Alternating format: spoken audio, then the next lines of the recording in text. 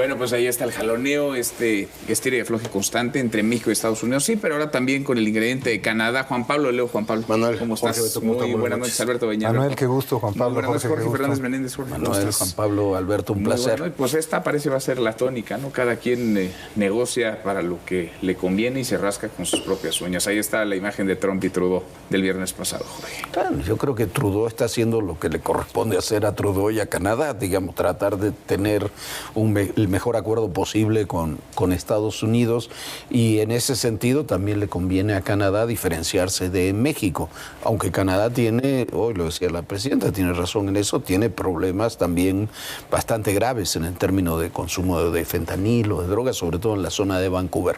Pero la tónica va a ser esa, lo único que no podemos hacer como país es rezagarnos en esa lógica, porque eso es lo que está haciendo Canadá, es lo que está haciendo Trump, de estas amenazas que son un poco eso, amenazas que puede cumplir, amenazas que pueden ser cumplidas, y también un poco de intimidación para provocar este tipo de negociaciones. Yo no había visto nunca que con tanto tiempo de anticipación a una toma de posesión de un presidente de Estados Unidos, todo el mundo se apresurara a tratar de tener acuerdos antes de la toma de posesión. Todo el mundo menos México. Menos México. México le mandamos cartas, que no debe haber leído una carta en su vida de Trump, pero no creo que el género epistolar le interese demasiado. Le mandamos cartas y yo creo que tenemos que tener una actitud más protagónica. Hay cosas que se han hecho bien, qué bueno que haya llamado esta llamada telefónica que tuvo la presidenta, pero hay que hacer cosas mucho más protagónicas, hay que tener una presencia mucho más clara, no solamente con Trump, sino también con Estados Unidos. Parte de lo que ocurrió los 6 años pasados es que perdimos todas las interlocuciones en Estados Unidos. Entonces no tenemos interlocuciones con medios, y el presidente le decía al New York Times que era un pasquín, al Washington Post, al Wall Street Journal, todos eran pasquines. Entonces, claro, la golpiza, para decirlo suavemente, que nos estamos llevando como país en Estados Unidos es muy difícil de defender, aunque la realidad también se encarga de hacerlo más difícil. Pero es recomponerlo pues prácticamente todo, Alberto. Así es, hay que recomponerlo. La relación está en un estado difícil. Con Canadá hemos tenido tradicionalmente una buena relación, se ha descompuesto. Creo que hay que recordar que antes de esta semana intensa de declaraciones, reuniones, etcétera, pues hubo un desencuentro cuando se aprobó la reforma judicial y los embajadores de Canadá y Estados Unidos hicieron declaraciones críticas. Pero bueno, pues la 4T ha seguido, ya está terminando de desaparecer a los organismos autónomos, algunos de ellos previstos en el TEMEC como una obligación de las partes, y eso tampoco ayuda. Creo que si la presidenta Sheinbaum consideró que se ofendió a México, hace bien en decirlo, en exigir respeto, pero yo no he visto una sola declaración de Justin Trudeau que sea ofensiva. En todo caso, pudieron serlo las declaraciones de los gobernadores conservadores de un partido distinto al de Trudeau, de Ontario y de Alberta, que dijeron que era un insulto que compararan o pusieran en el mismo lugar a Canadá y a México. Pero eso fue hace una semana, eso fue al día siguiente de las declaraciones de Trump. Entonces, me parece que, y coincido con Jorge, se tiene que hacer un trabajo de mucho más nivel, con un ejercicio de construcción de puentes, de redes, de interlocuciones, no solo con el próximo gobierno estadounidense, sino también con actores empresariales, con organizaciones de la sociedad, con medios. Esto que señala Jorge es muy importante, hay que trabajarlo y evitar hacer cosas que, lejos de ayudar, nos complican más la posibilidad de lograr buenas condiciones en la relación con Trump y en la revisión del TEMEC. Pues sí, además a Trudeau lo vio Claudia Sheinbaum hace 15 días en la cumbre del G20, un intercambio rápido, pero se saludaron, se vieron. Uno pensaría que a partir de ahí se podría construir algo, ¿no?, en conjunto, en equipo, de cara a la revisión o renegociación del TEMEC. Sí, a ver, sucedió también en la última revisión 2016-2017 con respecto a la posición de Canadá de ir por su parte en la medida de lo posible. Ahí el equipo de México hizo un trabajo por hacerle entender a Canadá Canadá que 2 contra 1 es mucho más fácil, pero creo que las circunstancias, Manuel, Jorge, Alberto, son completamente distintas al día de hoy.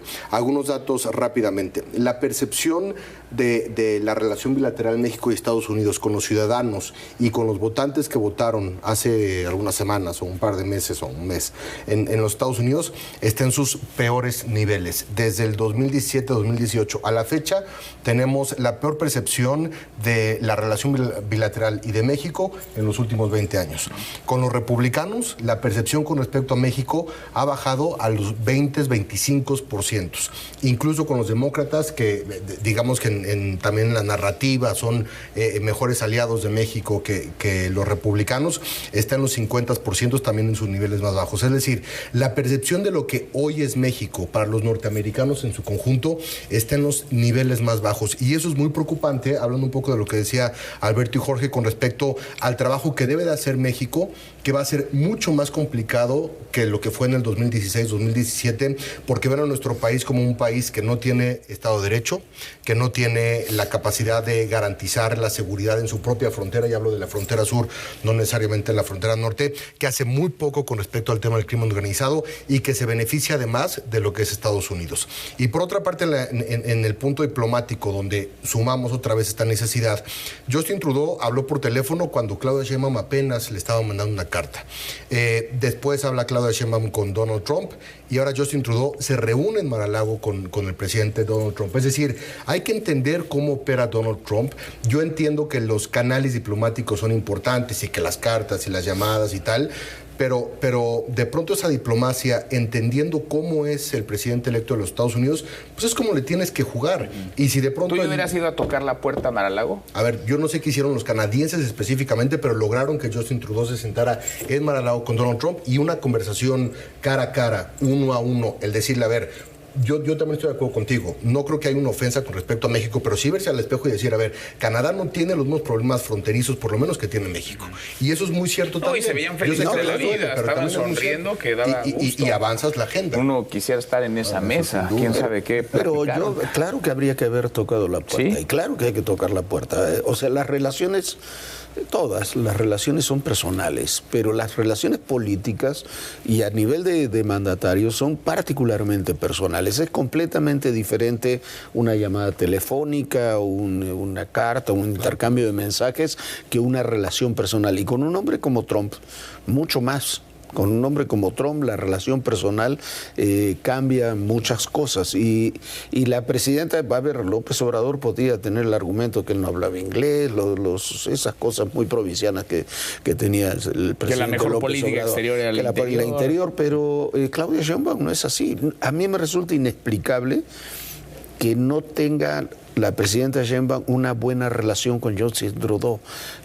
¿Por qué? Porque son incluso mucho más afines ideológicamente, mucho más cercanos que con Donald Trump.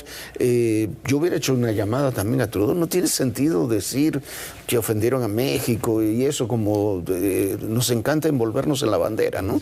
Sí. Así no funcionan los países, no funcionan con esa lógica. Funcionan en el contacto personal, funcionan en la búsqueda de acuerdos. De parte de Trudeau yo no vi ninguna ofensa tampoco hacia México, como para, simplemente dijo, no somos iguales, y no somos iguales ni por población, ni por PIB, ni por tema de fentanilo, ni por temas migratorios. Ellos tienen sus problemas, nosotros tenemos los nuestros que son diferentes, pero hay que comunicarse y todo termina pasando por un tema. No terminamos de asumir que somos América del Norte.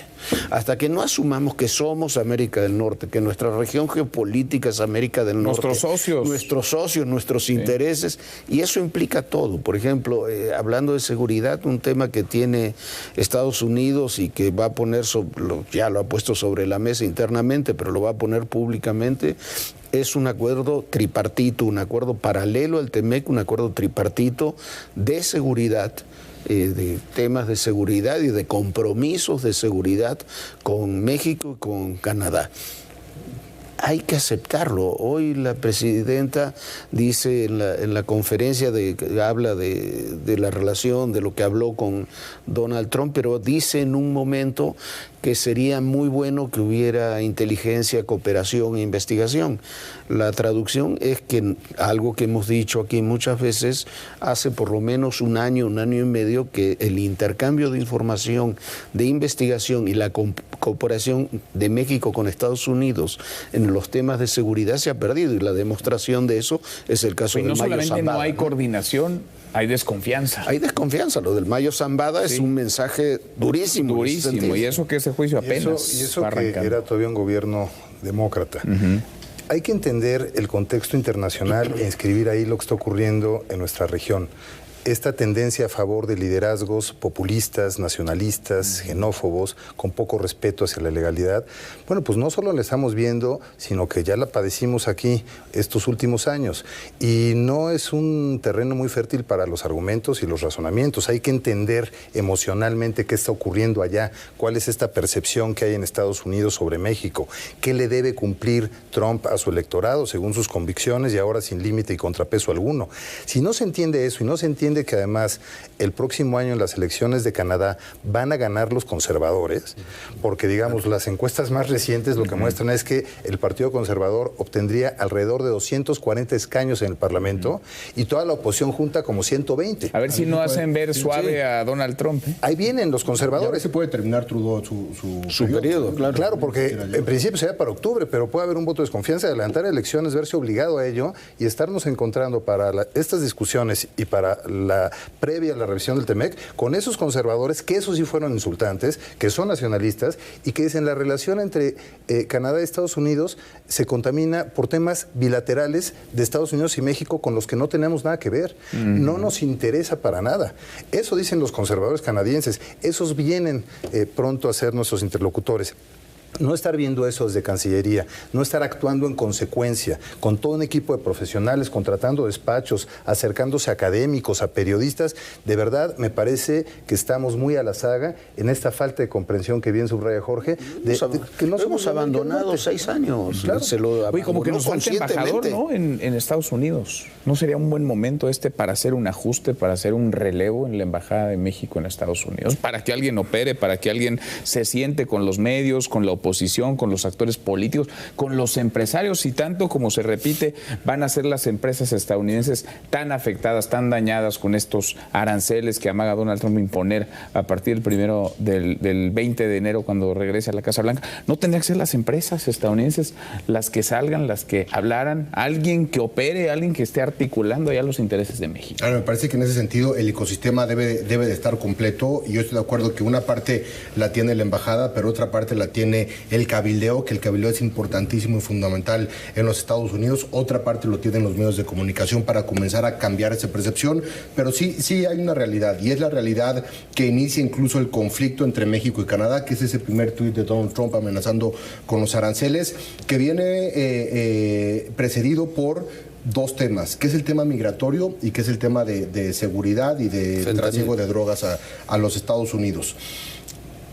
A ver, sí es trabajo que se requiere, y ese cabildeo y ese trabajo en los Estados Unidos, pero a final de cuentas, si México no tiene la capacidad interna, más allá de todo el trabajo que se pueda hacer y todo el tema de Cancillería y la embajada y las reuniones con los canadienses y demás, si México no puede resolver ese tema, apelando un poco a lo que decía Alberto con respecto a las promesas que tiene Trump para realizar en 4 años, y detener el flujo migratorio y poner en orden de alguna manera la violencia y a los generadores de violencia que hay en el país, y al trasiego de drogas, a la llegada de los precursores y al tráfico de drogas a los Estados Unidos, si México no tiene la capacidad para atender ese tema, primero antes que nada, entonces ya el tema comercial y el arancelario, que a mí me parece que de alguna manera resolviendo esos 2 primeros puntos, la negociación puede ser un tanto suave, porque la relación bilateral entre México y Estados Unidos es inquebrantable, la economía es una misma, sobre todo la economía fronteriza, el primer socio comercial de los Estados Unidos. Todo eso me parece que no habrá ningún problema, siempre y cuando se pueda atender primero lo interno, y lo interno tiene que ver con detener el flujo migratorio y hacer algo con la frontera sur, que prácticamente no hay frontera sur, y el tema del trasiego de drogas. Podemos decir que es culpa de los Estados Unidos y que ellos mandan el tráfico de armas y que no es nuestra responsabilidad el tema migratorio.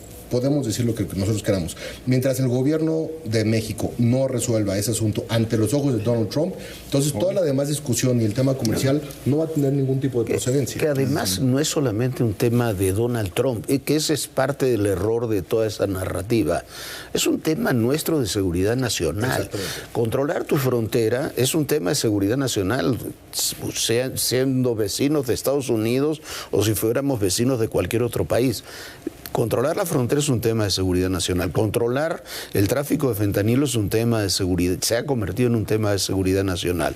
Recuperar el control sobre ese tercio del territorio nacional que está perdido, según dicen muchos, es un tema de seguridad nacional. De nuestra agenda interior no tendría, y yo sé que se hacen esfuerzos en ese sentido, sabemos que hay un gabinete de seguridad que tiene unos lineamientos más o menos acertados hacia el futuro, pero eso son exigencias nuestras, no tendrían que ser vistas como exigencias de Trump. Son de nuestra agenda interna y así hay que resolverlos. Si no comenzamos por eso, no hay forma de presentarte, porque sí hay que hacer una campaña de relaciones públicas, sí hay que hacer lobbying, sí hay que hacer trabajo diplomático nuevo, diferente, distinto, pero si no tienes nada que presentar, ¿qué le vas a mostrar a los medios estadounidenses? Ahora ha sido más fácil, para no asumir esa responsabilidad, buscar el pleito afuera, ¿no? Envolverte en esta bandera de la soberanía y del nacionalismo. Claro que es más rentable y es más taquillero, pero es poco responsable.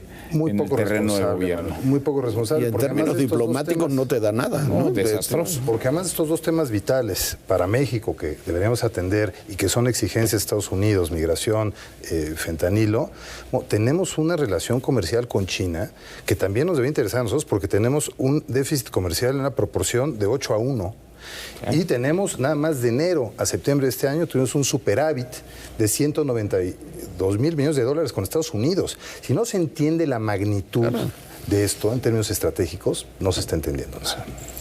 En fin, pues hasta ahora no se está entendiendo, al parecer, y tampoco se está haciendo mucho. Gracias, Juan Pablo, muchas gracias, Alberto, gracias, José, gracias. Hasta mañana. Pásala muy bien.